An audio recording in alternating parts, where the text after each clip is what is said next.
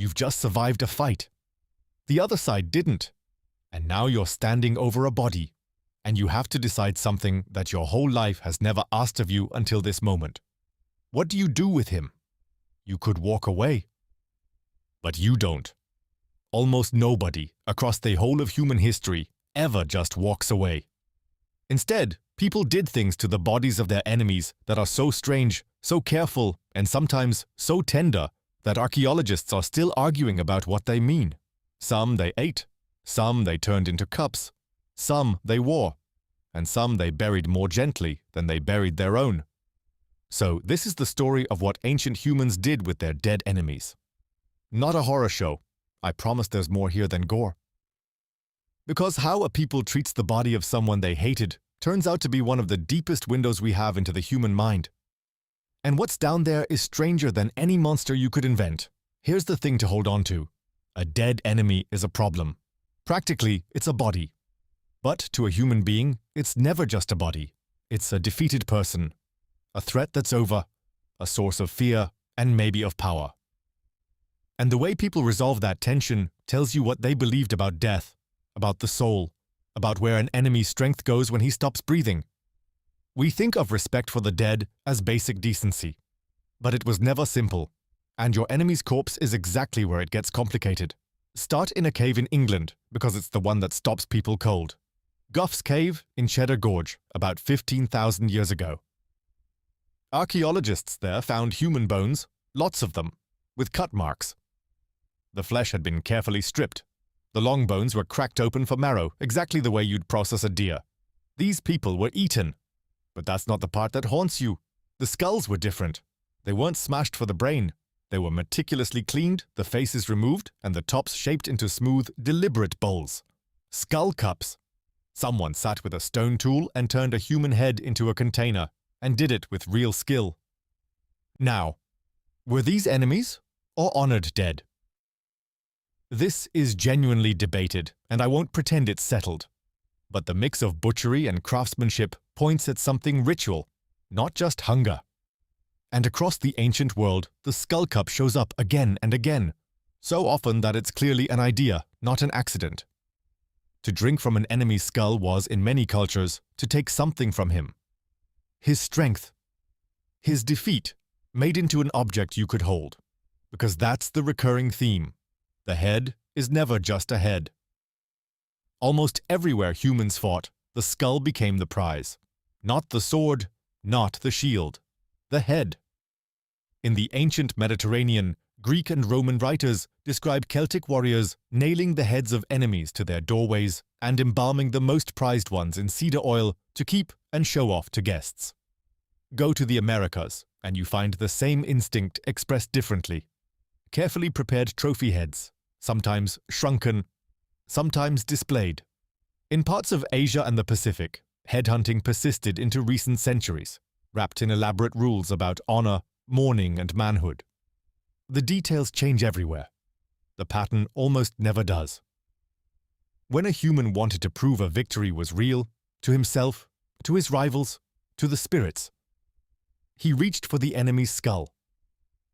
There's something in us that treats the head as the seat of the person. Take the head, and you've taken him, not just ended him. And if this is the kind of thing that rearranges how you see people, subscribe. The whole channel is this: the ordinary and the disturbing roots of being human told straight. Now, I told you it wasn't all horror. Here's the turn. Because sometimes humans did the opposite of desecration. They buried the enemy with astonishing care. Go to a valley in northern Germany, the Tollense Valley. Around 3,200 years ago, in the Bronze Age, something enormous happened there. A battle.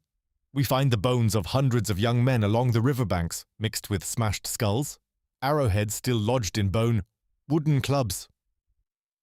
It may be the oldest large battlefield in Europe we've ever found, and the scale of it rewrote what we thought Bronze Age people were even capable of. That's the violence. But dig into how ancient peoples handled war dead more broadly, and you keep finding tenderness in unexpected places. Fallen enemies laid out in proper graves. Bodies returned. Rituals performed over men who, days earlier, someone had been trying to kill. Why would you honor the person you just fought to destroy?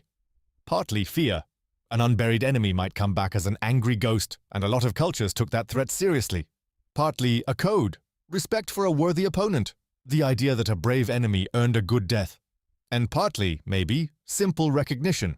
You looked at the body and saw someone who was, underneath the war, exactly like you. The same species that made cups out of skulls also, sometimes, wept over the men it killed. And that contradiction isn't a contradiction at all, once you see what these acts had in common. Every one of them was a message. The ancient world had no newspapers, no cameras, no way to broadcast what had happened. So, the body became the broadcast. A skull on a wall said, "This is what happens to people who cross us." A warning aimed at the living. A skull cup, or a preserved head, said, "Their power is ours now," a claim about the spirit world. And a careful burial said something too. "We are the kind of people who honor even our enemies," a statement of who you were. In a world without writing, what you did with a dead enemy was a sentence everyone could read. It announced your strength, your beliefs, and your character all at once without a single word. The corpse was the medium, which is why the treatment was never random and never merely cruel. It was communication, sometimes to rivals, sometimes to the gods, sometimes to the dead man himself. So step back and look at the whole strange range of it. Eaten, displayed, carved into cups, preserved in oil, and also washed, mourned, and buried with honor. That's not a bunch of different peoples doing unrelated things. That's one animal, us, working out, over and over, the same impossible question. What do you owe someone you hated once they can't hurt you anymore? And notice what every single answer has in common. None of them is indifference. No culture we know of treated the enemy dead as garbage, as nothing. Even the most brutal act, turning a head into a trophy, is a kind of terrible respect. It says, "You mattered enough that I need to do something with you." That's the human thread. We cannot look at a dead person, even one we despised, and feel nothing. The response ranges from horror to reverence, but it's never blank. Some part of us always insists that the body means something. And that, in the end, might be the most human thing on this whole grim list. Because an animal doesn't do any of this. A lion that kills a rival lion walks away. It doesn't keep the skull, doesn't bury the body, doesn't perform anything over it. Only we do. Only we look at an enemy we've destroyed and feel the pull to make it mean something. To mark it, to explain it, to fit it into a story about the world. The skull cup and the tender burial come from the same place. The refusal to let a human death be nothing. We turned our enemies into warnings and into trophies and into honored dead. But we never, ever turned away. And there's something almost hopeful buried in that. The same instinct that mounted a head on a wall is the ancestor of the instinct that lays a wreath, that returns a fallen soldier home, that says even of the worst of them, bury him properly. So, what did ancient humans do with their dead enemies? Everything. Everything except ignore them. Go back to that moment. You're standing over the body of someone who, an hour ago, wanted you dead. You have to decide.